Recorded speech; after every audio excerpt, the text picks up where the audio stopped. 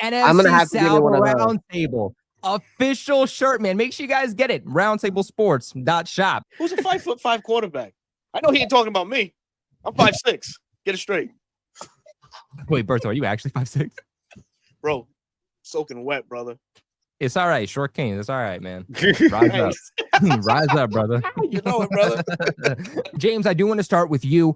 Break down for me everything that has happened today with the Buccaneers roster cutdowns. Who has made this roster that you didn't see coming, and who was cut that you didn't see coming?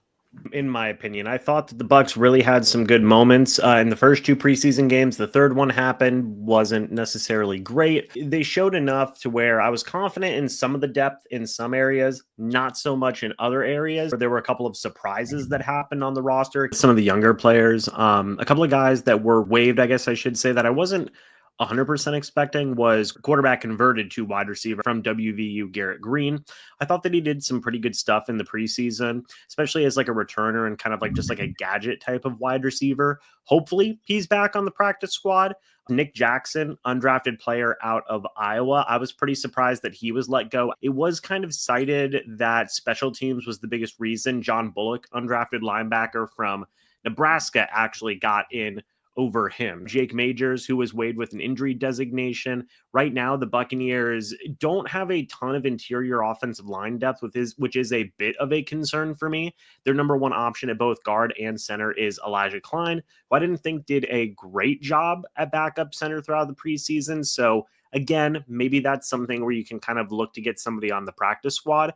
Trey Palmer was let go. Look, this is a wide receiver room that has a lot of talented guys. Like obviously at the back half, you've got Sterling Shepard, Ryan Miller made the 53-man roster. Tez Johnson was there as well. But there was another receiver in Cameron Johnson. He just had a really rough preseason, was kind of banged up. You could have made an argument that Trey Palmer could have gotten in over him. You also could have made an argument that Garrett Green could have gotten in over him as well. Obviously, the big one, Shiloh Sanders, was waived, guys. I know. There were some veterans that were let go. That was pretty surprising to me. Also, Bryce Hall, former Jets cornerback, did some good work for the Bucs, I thought, but he got let go. You had I believe it's third-year cornerback Josh Hayes make the roster, as well as veteran Kendall Vidor over him, which was a little surprising in my opinion. You also had guard Michael Jordan get let go, who started games for the Patriots last year. Overall, those were some of the surprising cuts and some of the surprising guys that were kept on. Yeah, man. I mean, Michael Jordan, let me tell you, that was the guy that started for the Patriots a good amount last year, which maybe just goes to say how bad that offensive line was. But nonetheless, I mean, at one point, that was the Patriots for like half the season. Their best offensive lineman fell off down the stretch and then got released. So a lot of highs and lows for Michael Jordan throughout his career. But James, I will say, if that is a guy you can get back on the practice squad and you need to elevate him, he needs to start for you in a pinch. Like that is a guy that I think is a quality depth piece, but certainly not someone that you want to be your starter. So I definitely agree with that assessment.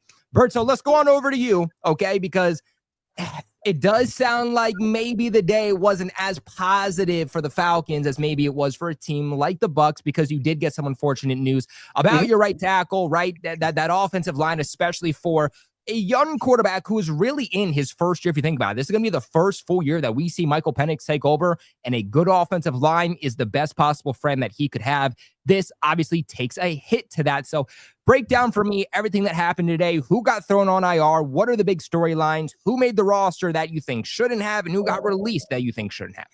So right off the rip, yes, Caleb McGarry does hit the IR for the Falcons. He's electing to have surgery on a chronic knee injury that's been bothering him since high school. So he's going to go ahead and have that taken care of. So now it leaves the Falcons with a hole at the right tackle position.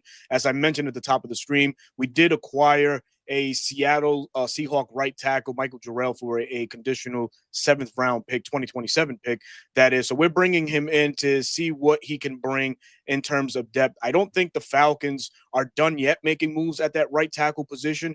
Currently, it's slated that Elijah Wilkerson will be our game 1 starter versus the Tampa Bay Buccaneers at that right tackle, but primarily he's been a guard in the interior. So I don't think the Falcons are really going to trot out a guy with limited experience at that right side. Like you mentioned, you brought up a good point. This is a young quarterback. Also, the blind side now, Michael Penix is a left-handed quarterback.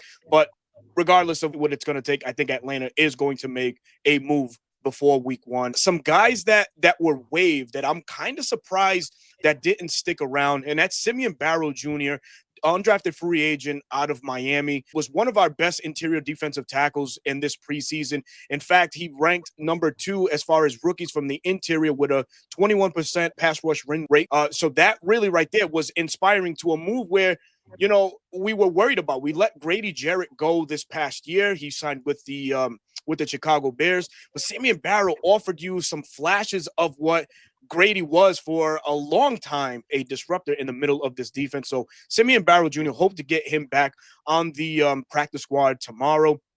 Chris Blair out of Alcorn State, man. I don't understand why he didn't make the roster. Who did make the roster? David Stills V, a West Virginia wide receiver that saw limited preseason action, gets the nod over Chris Blair. Also Nick Nash, the Triple Crown champion for San Jose.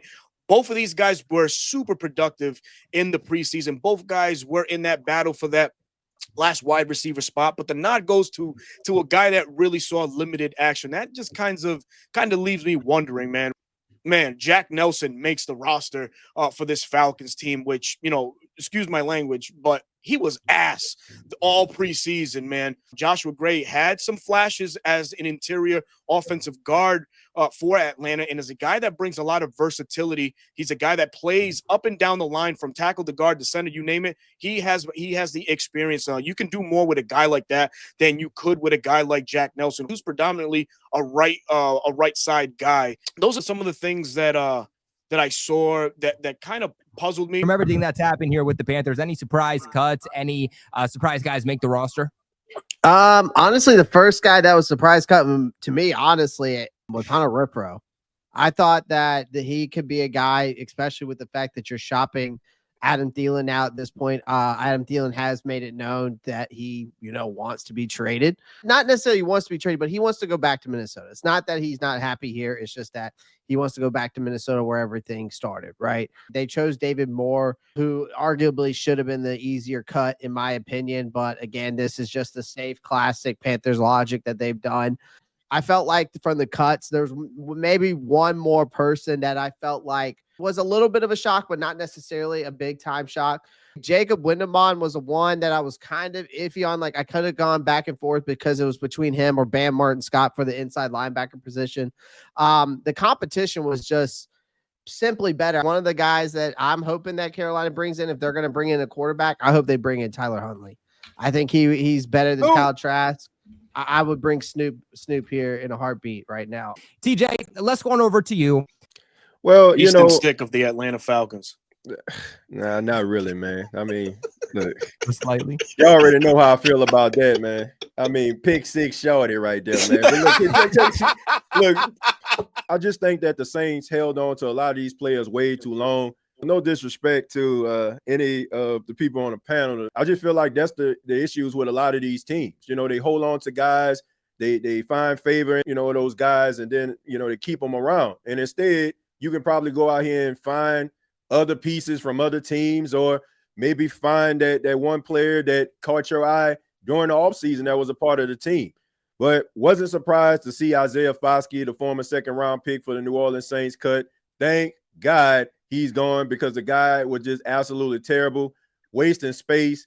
I make a joke that he did better just putting a Fitbit on, checking his steps, because he was just out there, man. He didn't make a difference. Probably going to go down in history as one of the top 5 busts in New Orleans Saints history. Was glad to see him going. I'm being honest with you. Hopefully he finds success somewhere else, but you don't need that type of energy.